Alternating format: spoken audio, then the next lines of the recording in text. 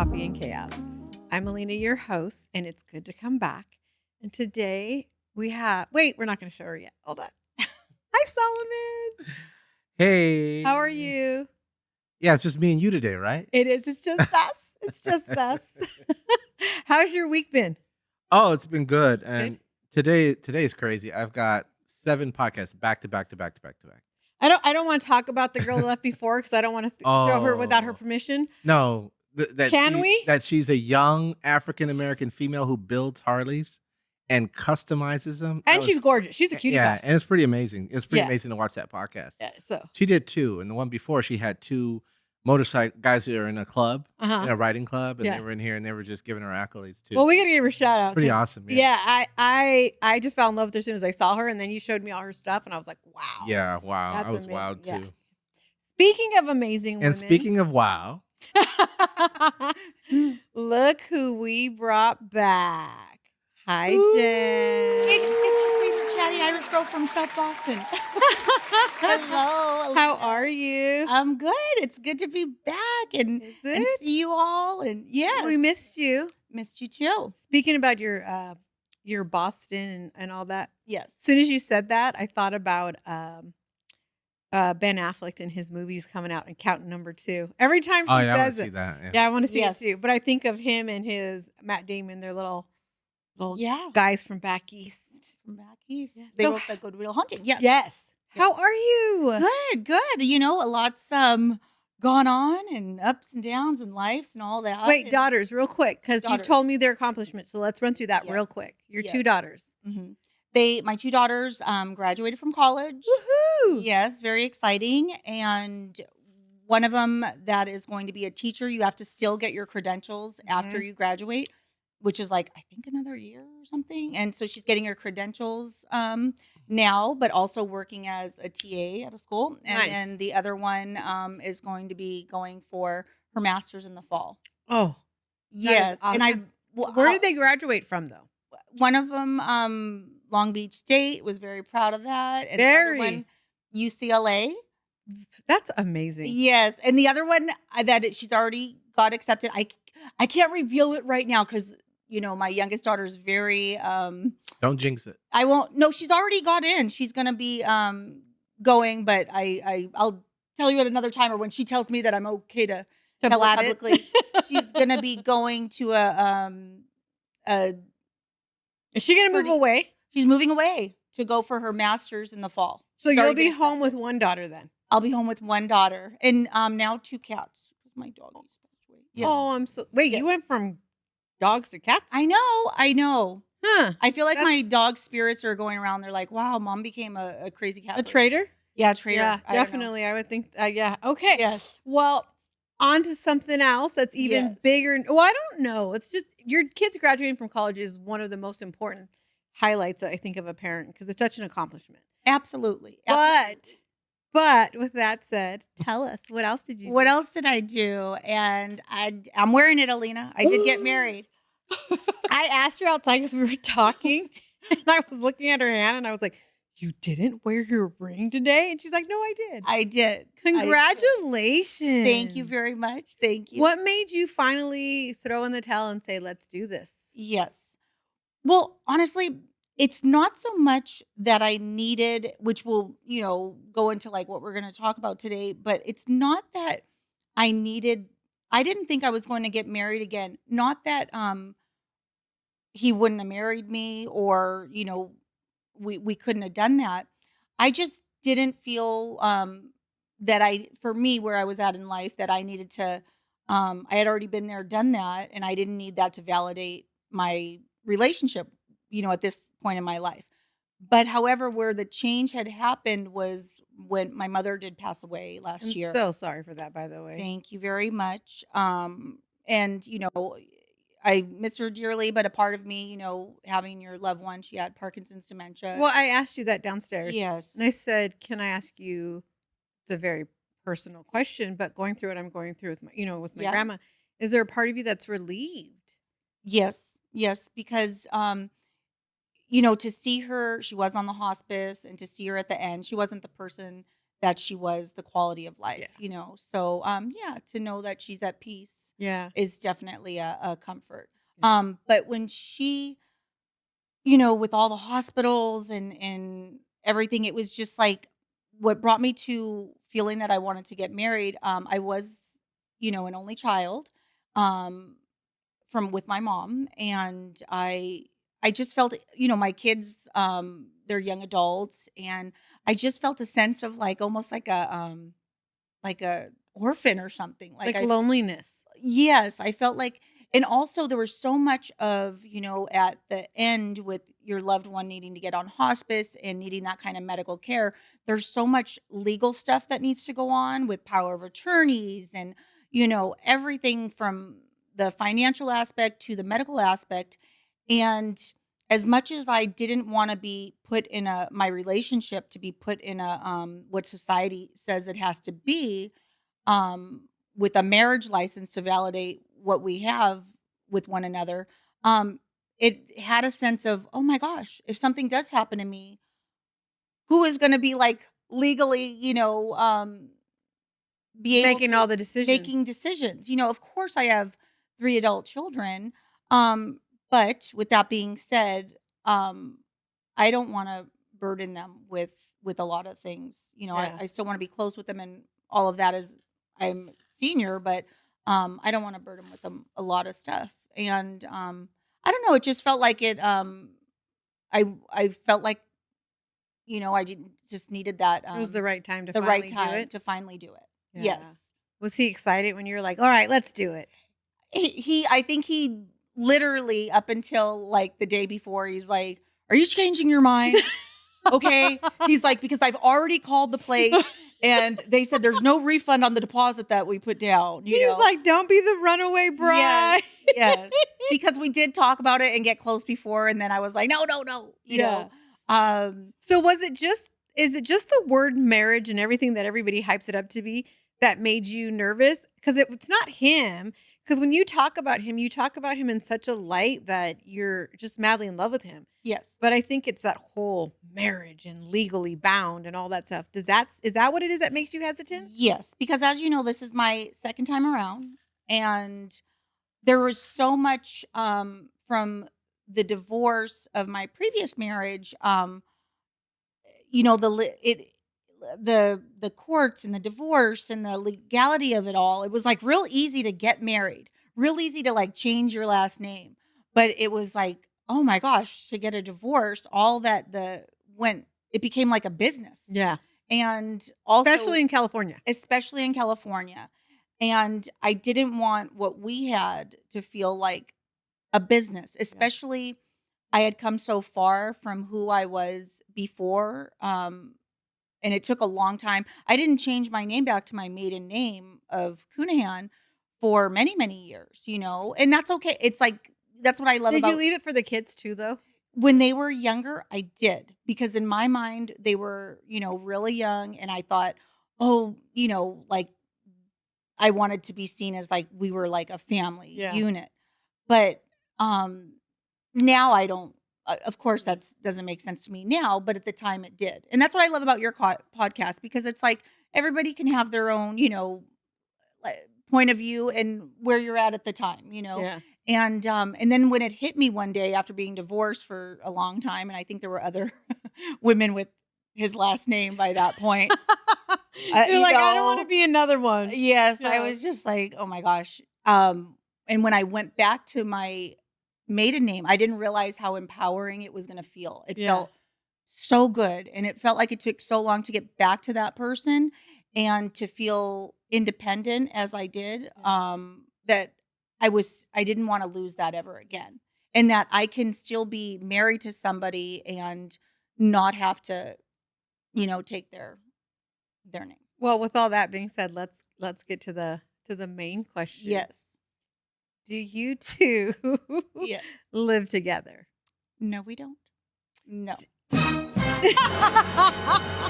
I was waiting for that. Yay. That was a good one, Solomon. I like it. Does Ricky Ricardo want to live together? She's like, hold on, I need a drink before I answer that one. Okay. Yes. Let me start by saying, yes, he does want to live together. And yes, I want to live together. And you guys plan on living together? We plan on living together Someday. Yes. Well, someday in like 5 years, 10 years, or 2 years. We plan on living together someday. And I did talk to him about this before I came on, and like it's all organically happened all these years. And when you had asked me that when we were just catching up last week, it was like, wow, I when we talked about that'd be a great topic to talk about. And I started doing a little research, and I didn't realize like it's a whole thing for a lot of people. Well, when you sent me a clip from TikTok of this woman talking about why she doesn't live with her husband, yes, I went down the rabbit hole of that. Yeah, there was a lot of women, a lot of men. Yeah, I would personally be afraid to not live with. First of all, I'm afraid to get married. Let's just say that. Yep. And then once I got married, I'd be afraid not to live with my husband. Yep. So I'd be like, "Where are you at? What are you doing? It's 10 o'clock at night. Why aren't you home?" Yes. Well, you don't want to live with me, so I'm out and about, Yep. So what is, when you guys got married, did you tell him in that moment, like, hey, we're getting legally married. You're now my husband, but we're not going to live together? Or how did that conversation happen? We didn't have plans of like, okay, now we're immediately moving into. We just knew when the time's right, we're going to someday live together. And the girls, they graduated from college, and one came home from college and moved back in. So then I had the 2 daughters. And it just, he lives a town over. We do, now that we got married, we do have, he spends the night at least once a week, occasionally twice. And I spend the night at his house once a week. Compared to before when we were married, how was Compared to before, it was once a week. Yeah. And I mean, a lot of people, like, even though your daughters are older, they're still young and impressionable too. So I'd understand with you. You don't have boys, you have daughters. You still have to protect your daughters. And we've talked when we first started the podcast, like almost 2 years ago now, you talked about that you were always trying to protect them because of what they went through with their dad and other stuff like that. So I could see that now. Yes. I mean, not like protect him from him, because I mean, like, he's such a good person. I completely trust him. But, when they were younger, they were really young when I got a divorce with their father, and they had seen so much, drama. And also, on my part too, I was in and out of sobriety and recovery. And I did celebrate 13 years now, March awesome. 3rd. Congratulations. Sober. Yes, for sure. So, they had just already been through the ringer when they were young. So I was just like, when I started, when we became a couple and they were very young, I was just like, we can be in a monogamous relationship, but I don't want to move in together. It just seemed like, I mean, I had 3 little ones. This was enough trying to figure out life and who I was sober and working, and, and he had young children. Well, they were teenagers, but as well. So I know romantically it might sound like, no, like, we can conquer the world, let's move in together, and I know that does work for some people, because that's the way we all became the Brady Bunch. No. But the truth of the matter is, they say, like, the 2 causes of divorce are and children from a previous marriage, and finances. Yes. And it's like, which came first, the chicken or the egg, And so it just worked for us for a long time, not living together. He works a lot, I work a lot. And then to give that time to my kids, and we just had that special day always for us set aside, which it was, remember, Sunday forever. Yes. Now it's like Thursdays and Sunday we'll spend the night together. Do you ever miss him when you're not with him? Yeah, well, yes, I do. But like, for instance, I work, 9-10 hours a day. I come home, I'm exhausted. On the occasion, like yesterday, I had a little like procedure done at the hospital, and it's things I have talked about before, you know, and not cosmetic, by the way, but okay. I'm like, people are probably thinking, what'd she have done now? No, just a little, I'm Irish, so skin cancer kind of is a thing we deal with. Yeah. But, and I got home and I felt a little vulnerable, Yeah. Yeah. And I called him up, and he usually has plans. What was last night? Thursday night with his meetings and stuff. And he said, "Did you want me to come over?" And I said, "Yeah." And he goes, "Okay, no problem. I'll call won't go." And he came over, Yeah. So, So does that not make you then at that point say, I just want you here full time, so I wouldn't have to call you to come over? You would have already been home? it is, you know what? It sounds, and we're moving more in that direction. But up until like last year, so I didn't realize this was such a thing for people in, in midlife, because a lot of people, they already have kids, they've already been married. You own your own house already. Some people already, they're owning their own home, or at least they have they have their own spots. And it's a lot to, combine all that. When I was younger and I got married, I really wanted that. It was, I would, if I was here right now, if you had me in my 20s, I'd be like, what are they talking about? Yeah. Like life happens. Yes, but I didn't know about, having senior parents that need your help, and being the one that's the financial provider for your family, and Being having the sole parent the sole for parent mostly for your kids. for my kids. Absolutely. It just Do you think that you put your well-being, not well-being, what's that word? You put your heart aside to make sure that everybody around you was taken care of, meaning your mom, the kids. So you Yes. sacrificed that and you put that on hold, even though it was there, it didn't have priority. That's right. Because the truth of the matter is even though you hate to say it, the think about it, but the reason I didn't get married for the second time for so long is that feeling of like, it went from like love to feeling like almost like a business, like when you go through the divorce, of those whoever gone through a breakup, whether you owned a home or a divorce.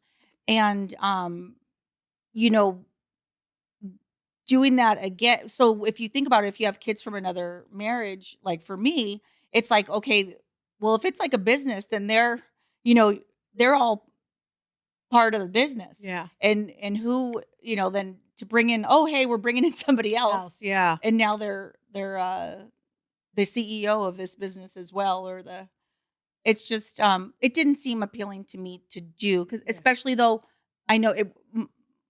I was going to say it worked for my mom and my stepdad, but they did divorce. Oh, but it was it wasn't. It was good while it worked, while it lasted.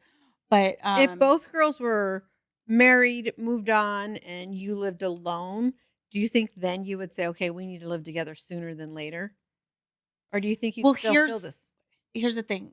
Now I'm moving more towards wanting to, but I didn't want to ever feel like I need to. I feel like you don't want to lose your independence. It was not wanting to lose the independence. And there was, I can't tell you how many people that I know, men and women, that are in marriages or long-term relationships, and they're completely miserable, or they want to get out, or they're not getting enough sex or something. And you're like, we've talked about that. And I'm like, why don't you leave? And they're like, we can't.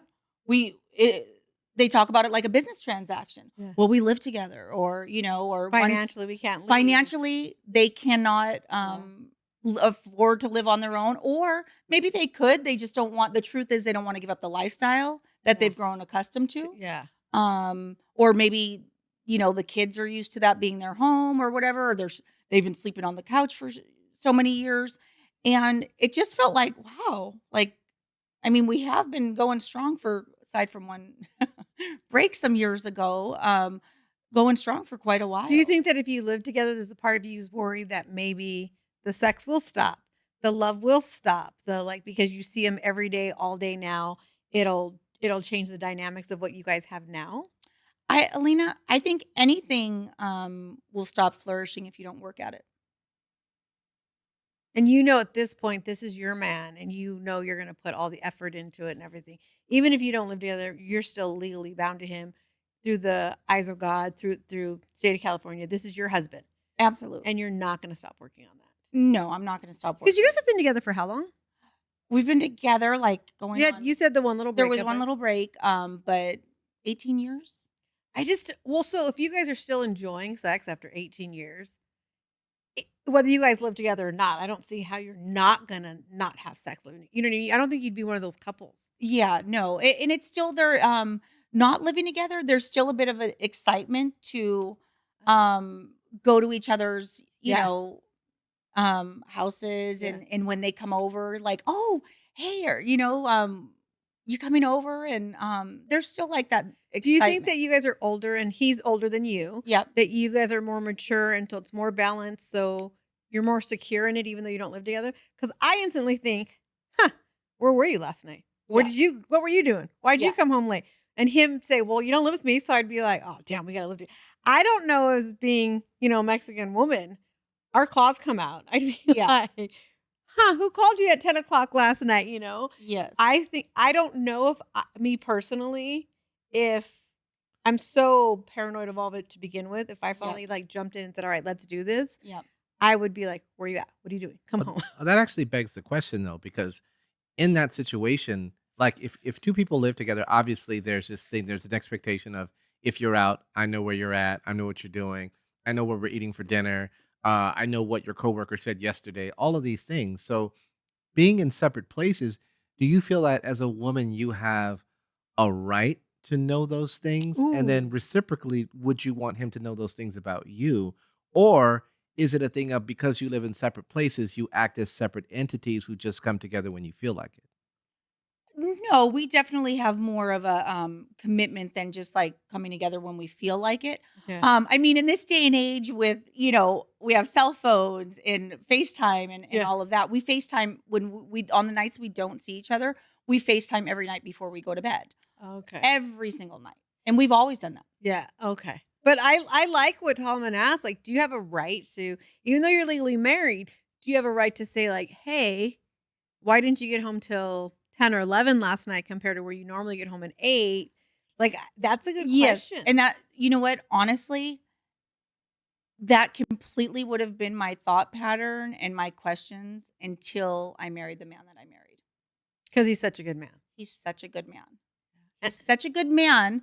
And I know there's probably people listening to this right now being like, I've known some good men that have, gone astray, or good women. No, they're probably thinking, if he's such a good man, why don't you just move in with him? Yes, but there's been, single mama with 3 kids. One with, and I think that's what it is more than anything. Parents. I think that even though it's been this long, your daughters are barely going out of the house slowly. And I will say this, I commend you for that. And the reason being, it's better than the women that you see, the revolving door, men in and out. They're choosing these men over these kids. They're kicking their kids out as soon as they can so they can be with this guy or that guy.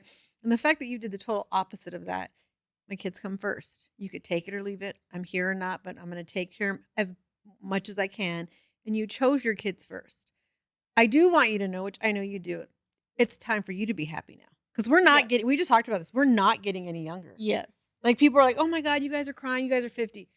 Yeah, but we're 50. That's huge. Like, I mean, in 10 years, it's going to be 60. And then someone said something to me the other day about, I was talking about dating or something. Well, don't rush into it. Like, don't run off. I said, rush into it. I'm not 18. If I was 18 and someone said, don't rush into it, right?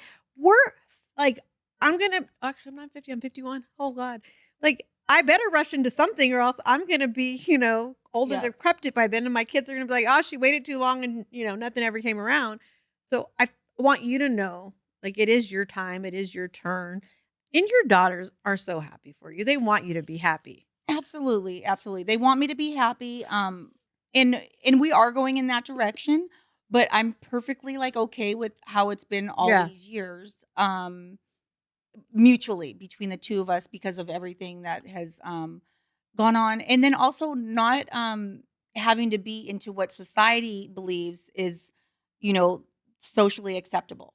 Yeah. Like, okay, you fall in love, you move in, or you get married, the society's standard. And a lot of women, up until whatever, this century, moved in with partners for financial reasons. Well, I was going to ask you, do you guys combine your finances or No. they're still apart? They're separate. If you guys move in together, when you guys move in together, will they be combined or is it still? Yeah, we talk about that they will.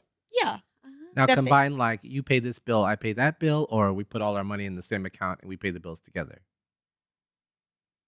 That it would be more divided, like we would have your own accounts. I think I would like my own account still, and I think his too, for a feeling of independence.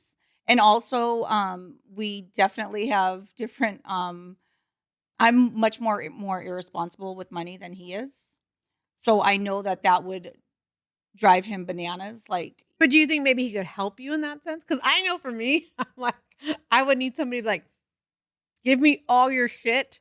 You get your ATM card, and I want every receipt. And I'd be like, including the $200 I sent Seth, or the $200 I sent Loren and Jack. Yes. Yes. And that's what that person would see is like, I get a ding on my card, right? Who bought this? Oh, I did. No, you didn't. Your kids did. Like, yeah. But for me, I think I say that I would love to be combined, but honestly, I don't know if I could. That is like, I don't have anxiety. I don't get panic attacks, something like that. But if I had to combine our paychecks and one account and everything, that would give me anxiety. Yeah, absolutely. And there's that fear of not knowing, what if he does leave?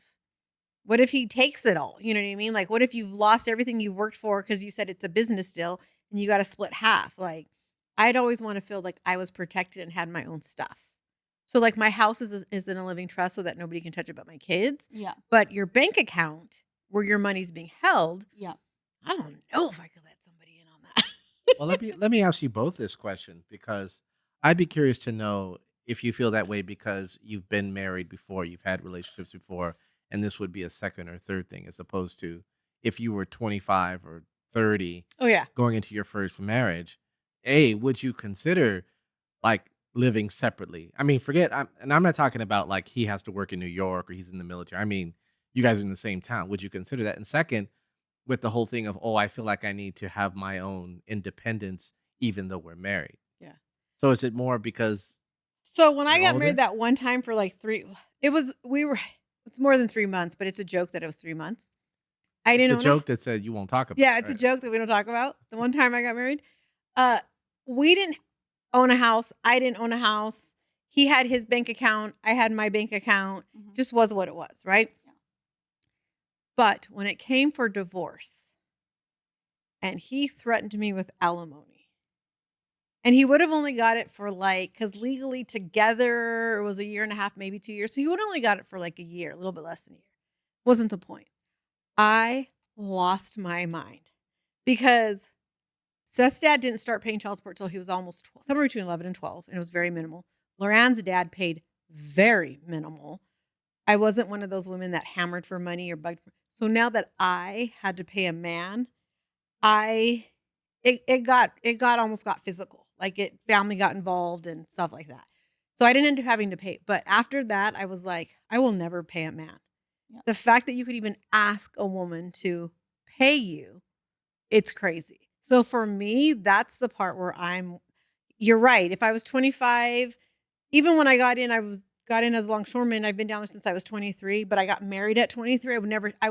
I would jump in, right? Yeah. Now, and that's why I'm grateful I got married that one time. I tell people, because it made me learn to protect myself, protect everything that I've worked so hard for.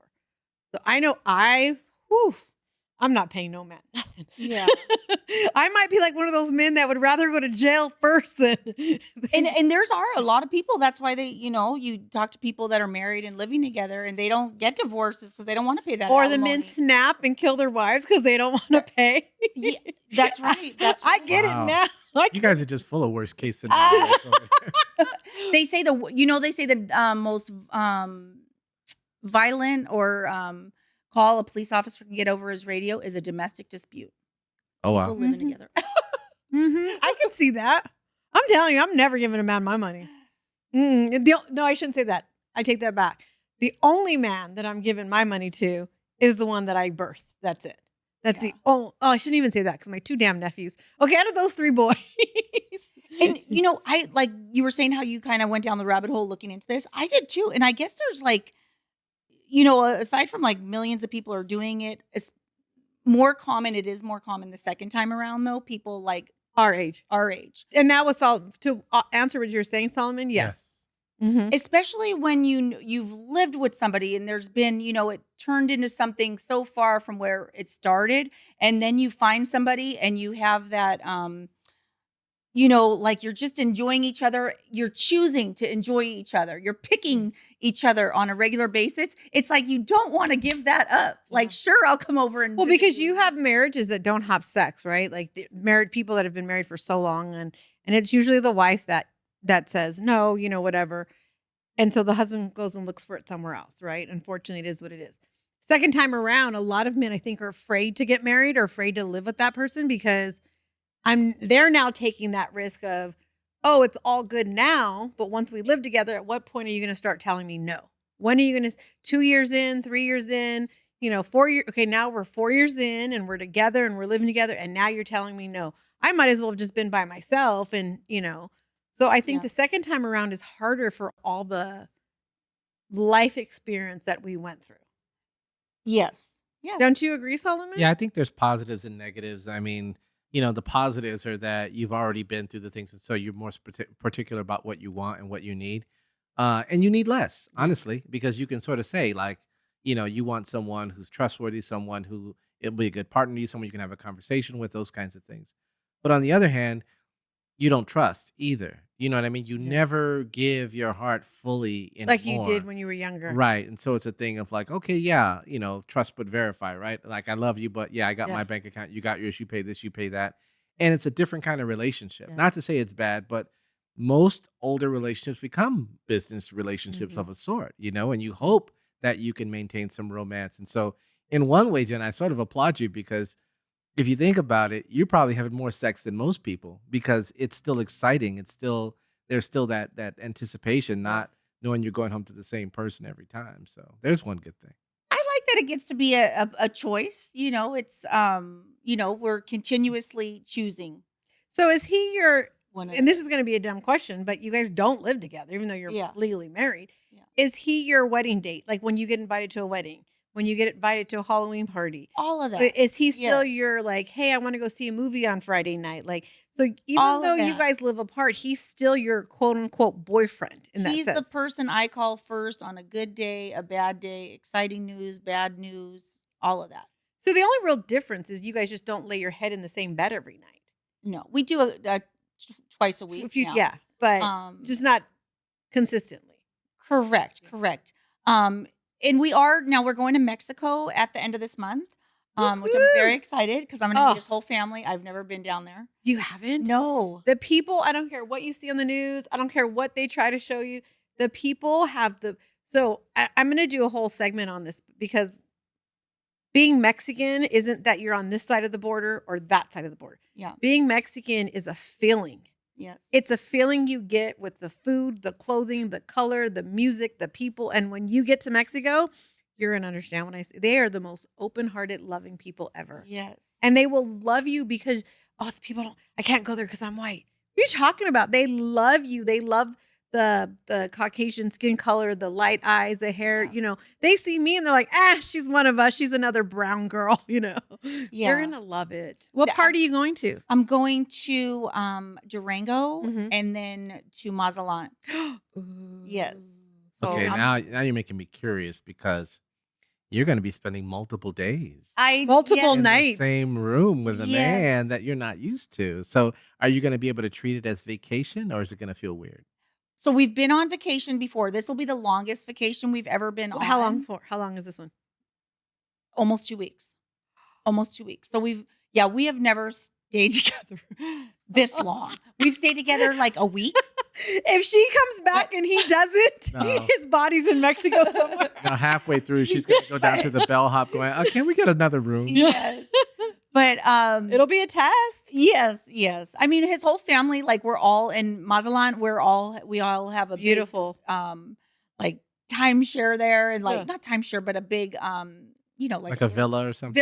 We're all getting together, and so I mean, I'm going to be definitely busy and having a good time and all of that. But you know what? And here's the thing about not living together. Then when we go to the airport and I'm going to get to go home to, my home. And I don't know how to take that. Yes, it'll be nice. I think that you love your independency. It sounds like it's. You're also scared to jump off that leap and. But you got to let me put this into words that people can. I spent a wonderful week with my husband. Now I'm happy to go home. Yeah. By myself. There you go. And you know what? There might be some married women watching going, what? Well, I'm sure they are. I'm sure there's a lot of women that would be like, I wish we could, right? We could do that. Yeah.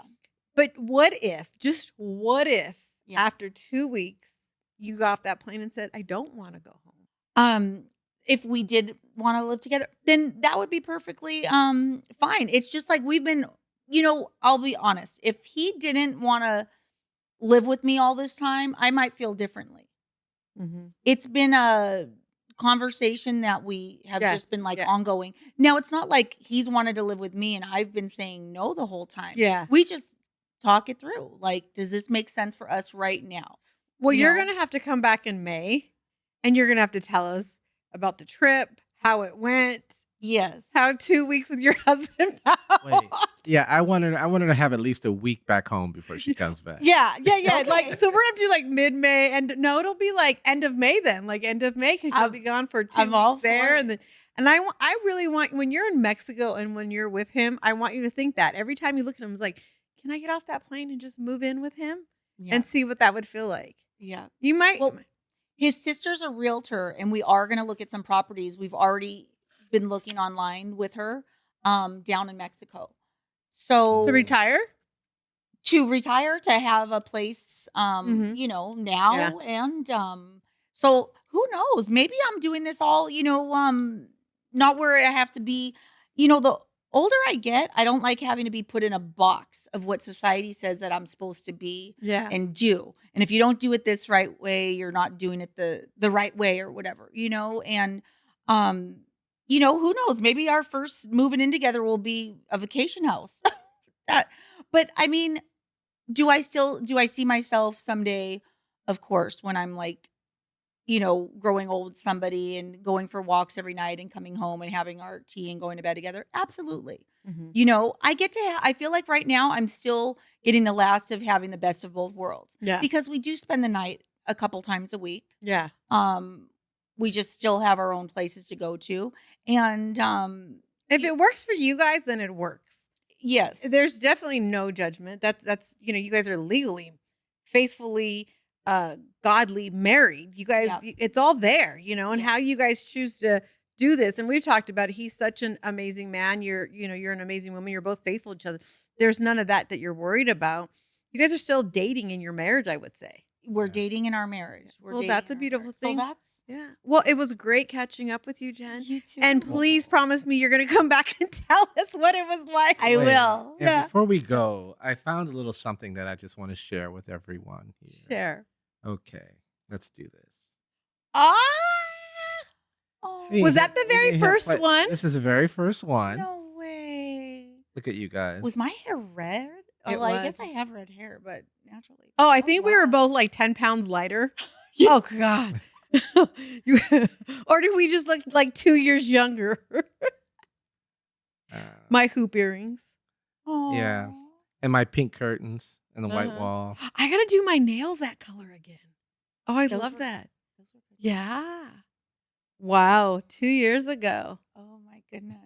Solomon, thank you for everything you've done in the last 2 years. Yeah, no problem. And Alina, congratulations, for that you've kept going with this and everything. I can remember a couple of years ago being on a hike with Alina and her telling me about wanting to do a podcast, and she manifested it into. Well, I did, but last week we talked about I had this whole vision. Yeah. And I thought it was going to be like this. Yeah, it's kind of taken its own course and it's done its own thing, and it's just I'm letting it go, keep going and having fun, and all the different topics I've had, and argued with Tom on here, like me and Trina laughed, you helping me out when we first started, and Stephanie, and our 100th episode is coming up, and I'm trying to gosh, I'm trying to really find something good to put it through. Everybody that's helped me, everybody that's participated one way or another. That's why a lot of people are like, why do you always say our podcast? Yes, I started it, but it's not my podcast. It's our like everybody's helped one way or another. Yes. From beginning to now. I couldn't have done this by myself. My sister, my family, my kids, everyone's pushed me, but really I feel like it's a family podcast. It's not just me. Absolutely. Yeah. So It's San Pedro's podcast. It is. I really feel like it is. And Jen knows that town. I know people are like, it's a city. No, that town means so there's my great grandma, my grandma who's a Castaneda, then my mom, and then me, and then my kids, and then my nephew has a kid. So there's 6 generations of us there. Wow. So Pijo's our town. So yes. Thank you so much, Jen. Absolutely. We can't wait to hear about your trip. Thank you, Solomon. Yes. Of course. TikTok, Instagram, subscribe. You have to like, you have to comment, please. I love the inboxing, but please comment on YouTube. Thank you. Until next time. Bye.